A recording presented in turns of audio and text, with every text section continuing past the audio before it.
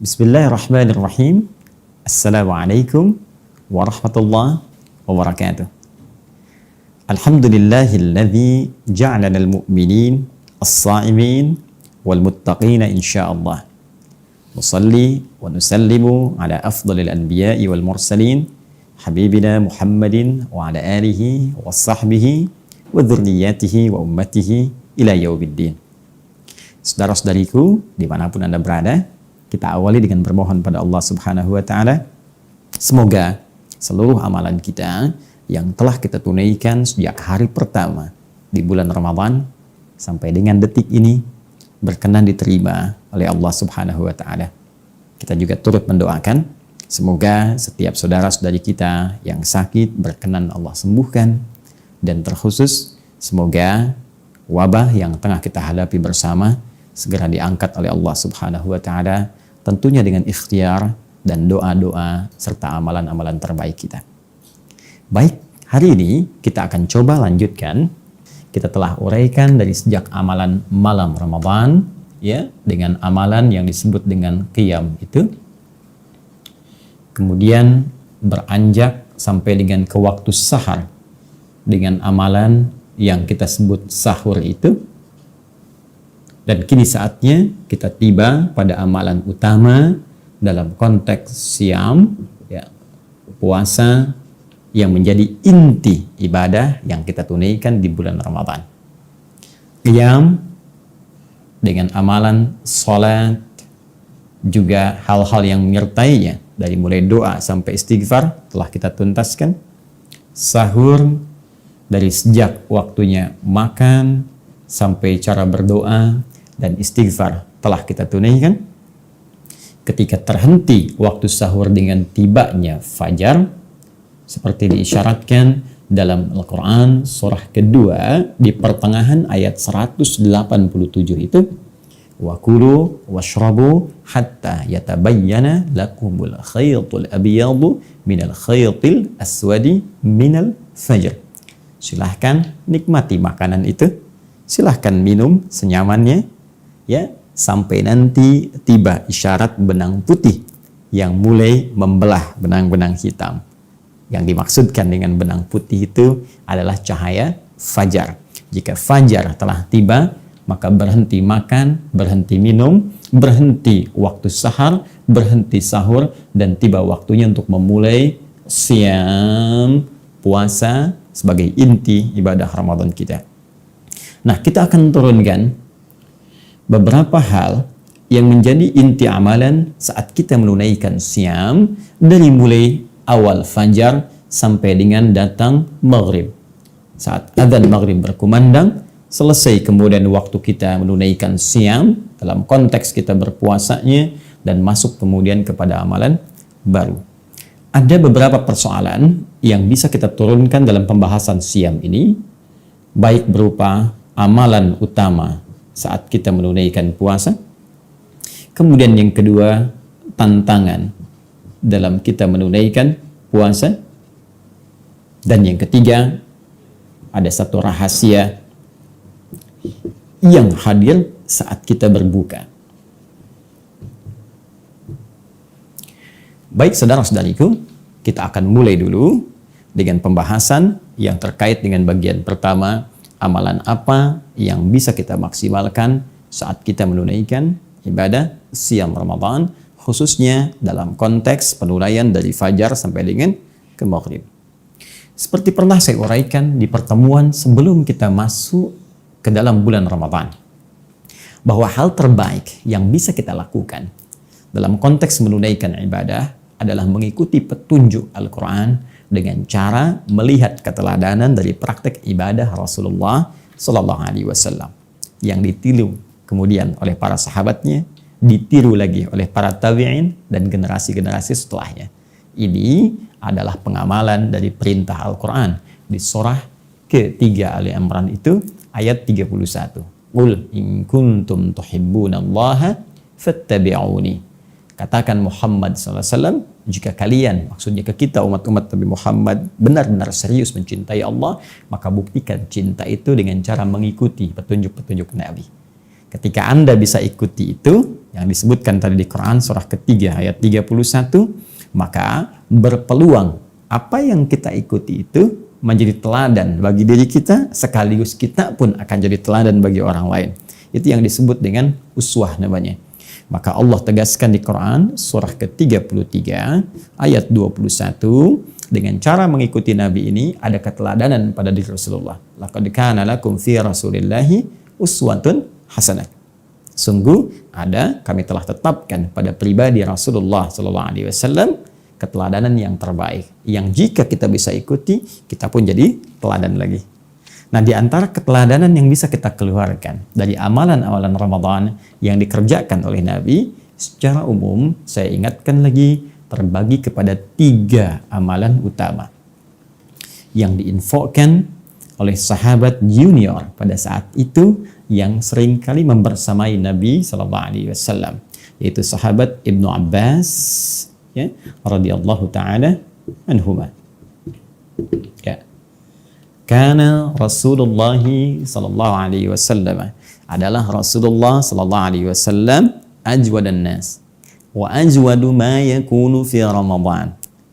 Beliau sallallahu alaihi wasallam, kata Ibnu Abbas radhiyallahu taala anhuma, adalah pribadi yang sangat baik, pribadi yang sangat dermawan, orang yang senang berbagi. Jud itu menandakan sifat mulia dari segi kedermawanan, ya, dari segi kemuliaan. Jadi selain lemah lembut, jud itu juga bisa diartikan sering berbagi dari segi materi. Ya, sudah orangnya lembut, ramah, suka berbagi. Ya, jadi kita ambil satu garis materi yang disampaikan sahabat Ibnu Abbas, ya, wa ajwadu ma yakunu fi Ramadan. Sedangkan saat Ramadan tiba itu tambah lagi sifat lembutnya, tambah lagi dermawannya. Maka kita bisa gambarkan di sini amalan pertama yang dicontohkan oleh Nabi sallallahu alaihi wasallam, yaitu menampilkan sifat jud, al-jud. Ya. Bisa kita artikan ramah dari segi perilaku, lembut, dan spesifik dari segi materi dengan sifat dermawan, gemar berbagi. Ya. Berbagi. Nah. Jadi Nabi ingin contohkan begini, puasa itu seharusnya melatih kita menjadi pribadi yang lebih baik. Ya, karena itu orang-orang kalau sudah tiba puasa itu bisa dilihat siklus kriminalitas itu menurun. Ya. Bahkan bisa dipastikan di negara-negara muslim yang banyak orang Islamnya, atau bahkan negara Islam itu sejak dulu, ya, dari sejak Nabi SAW, sepeninggalnya dan seterusnya, tiba Ramadan sudah semua meningkatkan ketaatan kepada Allah Subhanahu wa taala. Ya, pencurian sangat minim, ya, dusta, apalagi kalau ada konteks korupsi lebih besar lagi, lebih dahsyat lagi, itu hilang. Dan hilang. Maka amalan yang bisa kita kerjakan dilatih. Yuk kita mulai latih. Mohon maaf, jadi anak yang lembut, jadi istri yang lembut, suami yang lembut, ayah yang lembut, kawan yang lembut, ya, dalam pengertian sesuai dengan konteksnya masing-masing. Ya, karena kelembutan itu tentu ditempatkan di tempat yang baik. Ya, jadi kalau lawannya tegas, nanti ketegasan ditempatkan pada tempatnya. Nggak bisa semua praktek lembut pada setiap tempat, bukan begitu juga. Ya, lembut pada pencuri, ya tidak, ya. Pada sisi waktu ketegasan mesti muncul. Tapi yang dimaksudkan jud di sini lebih menunjuk kepada perilaku yang lebih baik. Jadi puasa itu membuat diri kita lebih baik. Nah, bagaimana menjadikan pribadi baik ini nanti dirinci lagi. Nah, sekarang langsung Nabi kasih contoh. Dari akar kata ini, ya, menunjuk pada sifat kebaikan dalam berbagi jika punya materi. Nah, seakan Nabi ingin katakan, berikan contoh langsung kepada kita, orang baik itu kalau dititipkan oleh Allah Subhanahu wa taala materi tertentu, baik harta kah, makanan kah, ya, maaf, mungkin pakaian kah, dan juga lain-lainnya, sepanjang itu bisa cukup untuk dia dan memiliki kelebihan dari aspek kecukupannya, melewati batas kebutuhannya, maka dia senang berbagi dengan orang lain. Maka Ramadan akan memilih orang-orang terbaik untuk bisa berbagi. Apalagi dalam situasi saat ini. Mungkin sebagian kehilangan pekerjaan, sebagian kesulitan makan. Ya, orang Islam tidak harus tunggu instruksi, tidak harus bikin komite. Maka puasa melatih kepekaan kita untuk melihat siapa tetangga kita yang mungkin bisa berbagi kita makanan dengannya. Walaupun mungkin hanya kurma, mungkin sebagian dari beras yang kita masak, ya belum tentu kita hidup esok hari. Apa yang kita bisa katakan lebih hari ini, itu akan lebih baik jika mungkin bisa dinikmati oleh banyak orang. Maka satu tanda seseorang bisa menjadi baik terlihat dengan amalan puasanya, salah satunya ketika dia mampu berbagi dengan orang-orang sekitarnya. Untuk itulah nanti Anda akan banyak temukan turunan dari hadis ini yang menganjurkan kita banyak berbagi walaupun hanya sehirup air, walaupun hanya sebiji kurma. Mungkin teman-teman seringkali mendengar itu. Ya, ini bagian yang pertama. Jadi ada amalan yang sifatnya materi yang Masya Allah mungkin di waktu-waktu saat ini bisa kita maksimalkan. Oke, yang kedua, untuk melatih jadi baik ini, khususnya dari segi perilaku, maka ditunjukkan nanti dalam hadis-hadis yang lain bahwa Nabi meminta kita untuk meningkatkan kuantitas amal yang langsung berpengaruh kepada perilaku, khususnya sholat. Karena sholat itu diantara amalan yang spesifik. Dampaknya, akibatnya, manfaatnya akan langsung berdampak positif pada perubahan perilaku kita. Itu ditemukan dalam Al-Quran surah ke-29 ayat ke-45. Ya. Allah sampaikan utlu ma uhya ilaika minal kitab wa aqimis shalah. Baca, pelajari setiap apa yang diwahyukan kepadamu Rasulullah SAW Muhammad, ya. Kemudian dari situ setelah pelajari, baca, pahami, tunaikan sholat. Sungguh, sholat yang ditunaikan dengan benar itu akan mendorong pelakunya menjadi baik, terbebas dari dua sumber keburukan, yaitu fahsya dan mungkar. Baik, jadi saya sering banyak mengatakan kalau ada orang yang tidak baik, itu sumbernya cuma dua. Satu, fahsya, ya. Yang kedua adalah mungkar. Fahsya, keburukan yang bersumber dari syahwat, pornografi, porno aksi, LGBT, zina, dan seterusnya. Mungkar, keburukan yang bersumber dari nafsu perut dan akal yang ditolak oleh hati kita. Baik bohong itu mungkar, senang berselisih itu mungkar, korupsi itu mungkar, ya, dan seterusnya. Jadi sebetulnya semua tindakan keburukan itu cuma dua. Kalau bukan fahsya, itu mungkar. Dan puasa mencoba mengarahkan kita untuk meningkatkan satu amalan yang sinyal-sinyal amalan itu cahayanya bisa menghanguskan peluang-peluang fahsya dan mungkar. Ini bisa dihanguskan. Hilang. Apa amalannya? Salat. Latih dengan salat. Sehingga terhubung diri kita dengan Allah Subhanahu wa taala. Ya, cara terbaiknya pernah saya sampaikan, keluarkan semua jenis salat yang mungkin kita bisa lakukan sesuai dengan petunjuk Nabi sebagai tambahan dari salat-salat fardu yang diwajibkan kepada kita oleh Allah Subhanahu wa taala. Ya, dalam setiap siang ini ada salat apa saja? Syuruk ya di awal. Kalau tak mampu dikerjakan karena kita nggak ke masjid, ada duha nanti yang pertengahannya. Ya, syuruk kan awal duha, baik ya, dengan syarat tertentu. Nanti ada duha. Ya, ada 4 rakaat sebelum zuhur. Ini tidak mengikat kita dengan masjid. Artinya sekalipun dalam kondisi saat ini, ya, sebagian dari kita tidak bisa ke masjid misalnya, maka sholat sunnah tetap bisa dilakukan. Yang sifatnya tidak melekat dengan sifat masjid. Seperti rawatib misalnya. Ya, 4 rakaat sebelum zuhur. Syaratnya bukan harus di masjid. Sepanjang kita mau tunaikan setelah adzan sebelum sholat fardunya, boleh silahkan tunaikan. Sekalipun sholat sendirian, bisa sudah dikerjakan. Ya, ba'diyah pasca zuhur. Kemudian sebelum sholat asar ada sholat 4 rakaat sholat mutlak gitu. Ya, maksimalkan itu. Ketika benar pendekatan kita menunaikan sholat dan terhubung kita dengan Allah Subhanahu wa taala, maka keadaan terhubung dengan Allah itu yang menjadikan kita bisa mendapatkan perisai dari perbuatan maksiat dan pengingat yang mencegah kita untuk berbuat hal yang tidak diinginkan oleh Allah Subhanahu wa taala. Karena itu Al-Quran memberikan statement orang-orang yang menunaikan sholatnya baik, maka dia akan punya hubungan kuat online dengan Allah itu sehingga mampu mengingat Allah dalam keadaan yang tak terbatas. Itu ada isyaratnya di Quran surah keempat ayat 103. Ya, fa idza qadaytumus salata fadhkurullaha qiyaman wa qu'udan wa 'ala junubikum. Jika Anda selesai menunaikan salat itu, maka segeralah ingat kepada Allah. Baik dalam keadaan berdiri, jalan, duduk, kan? Walaupun berbaring. Zikir itu ingat. Jadi kalau orang sedang berjalan ingat Allah, mustahil berbuat maksiat. Karena saat akan berbuat maksiat itu dia ingat Rabbnya. Bagaimana kalau diwafatkan saat saya berbuat maksiat? Ya, maaf di jalan menemukan sesuatu, sekedar untuk ngambil untuk pribadi saja, dia takut kalau Allah tahu. Apalagi mengambil hak orang lain. Ya, kalau begal saat mau begal, ingat Allah, mustahil akan dia kerjakan. Apalagi saat ada orang ingin berbuat maksiat dalam duduknya di kantor, menggandakan sesuatu, ingin manipulasi, dia ingat bagaimana kalau saya diwafatkan oleh Allah. Allah melihat saya sekarang. Dalam berbaringnya mau maksiat, dia ingat bagaimana kalau seketika saya wafat. Makanya ulama sering mengatakan begini, jika Anda terfikir berbuat maksiat dan ingin terjaga selalu dalam keadaan yang baik, maka segera ingat kematian. Ketika terfikir berbuat maksiat, bayangkan seketika diwafatkan oleh Allah Subhanahu wa taala dan wafat dalam keadaan menjadi seorang pendosa. Anda bayangkan. Ya, karena itu ini gambarannya. Jadi latih diri kita, latih. Jadi dalam hadis lain Nabi mengatakan, riwayat sahabat Abu Hurairah radhiyallahu taala anhu dalam Kitabus Syam di Al-Imam Al-Bukhari dalam kitab sahihnya nomor hadis yang pertamanya, beliau katakan as-syamu junnatun. Ya, puasa yang benar itu, alif lamnya kita terjemahkan, puasa yang benar itu junnatun, bisa menghasilkan perisai.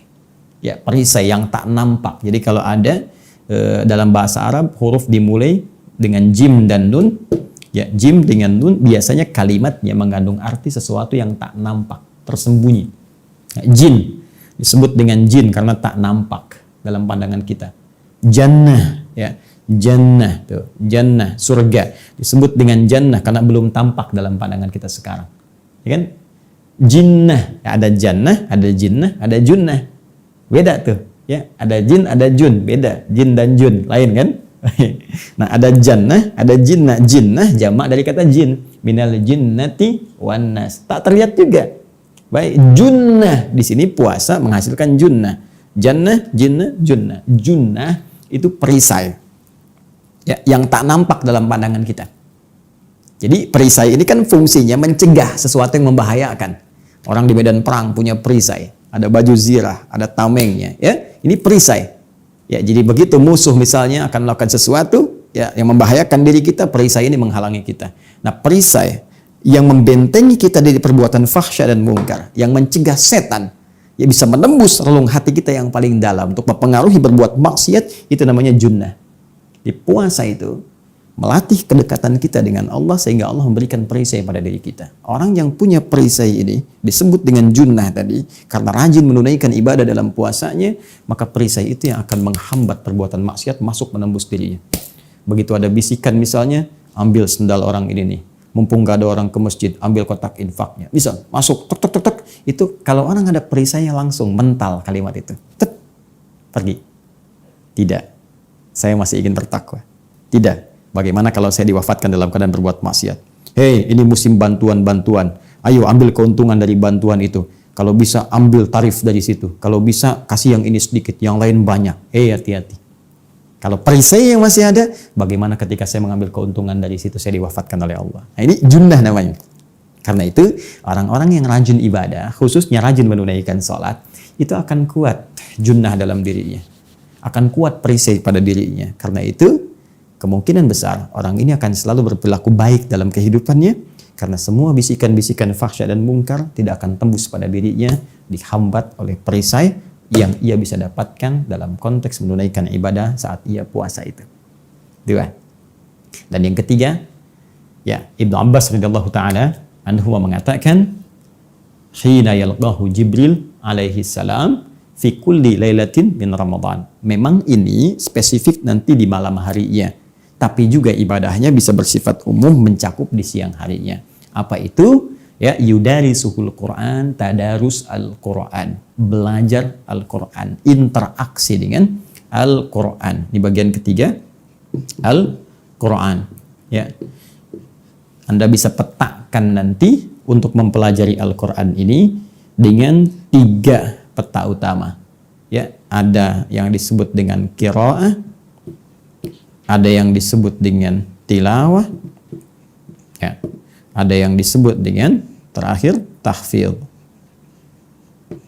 Dan amalan ini sebagian ulama bahkan menyebutnya amalan penentu orang-orang yang memang mendapatkan manfaat dari Ramadan. Jadi kalau nggak mengerjakan amalan ketiga ini, seakan-akan dia nggak dapat Ramadan gitu. Ya, ada sebagian berkomentar demikian. Kenapa? Karena Ramadan sendiri disebut oleh Allah Subhanahu wa Ta'ala dengan bulan diturunkannya Al-Quran. Sehingga sebagian ulama mempopulerkan dengan bulan Al-Quran. Bulan Al-Quran. Itu statementnya ada dalam pernyataan di firman Allah, Quran surah kedua Al-Baqarah ayat 185. Syahrul Ramadan alladzi unzila fihi al-Quran. Di bulan Ramadan itulah kemudian diturunkannya Al-Quran. Ramadan bulan Al-Quran. Saking pentingnya Al-Quran, Nabi SAW tidak pernah kehilangan satu harinya kecuali beliau berinteraksi dengan Al-Quran. 30 harinya, satu bulannya, selesai 30 juznya. Nah sekarang kalau saya ingin berinteraksi dengan 3 pendekatan ini, qiraah bagaimana, tilawah seperti apa, tahfidz bagaimana, seperti apa kita bisa mengerjakan ini, apa keistimewaan-keistimewaannya, apakah setiap saya qiraah ada keistimewaan khusus kalau dikerjakan di Ramadan, demikian juga dengan tilawah, apatah kemudian dengan tahfidz, itu nanti yang akan kita coba bahas dan kita akan pelajari bagaimana tantangan-tantangan dalam menjalankan semua amalan-amalan yang dimaksudkan. Demikian yang bisa kita bahas. Semoga Allah meridhai kita semua. Subhanakallahumma wa bihamdika asyhadu an la ilaha illa anta astaghfiruka wa atubu ilaik wa akhiru da'wana alhamdulillahi rabbil alamin. Assalamualaikum warahmatullahi wabarakatuh.